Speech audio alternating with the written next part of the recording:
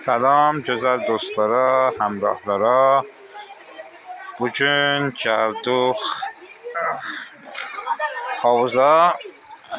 Gün ikinci gün idi.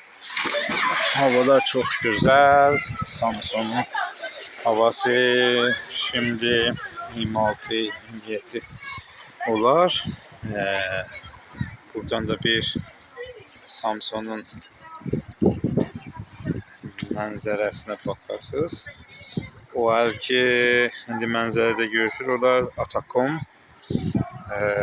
Atakom sahilidir. Burada ilk adımdır.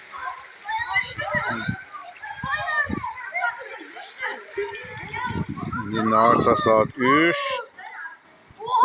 Havada fövqəladə ali.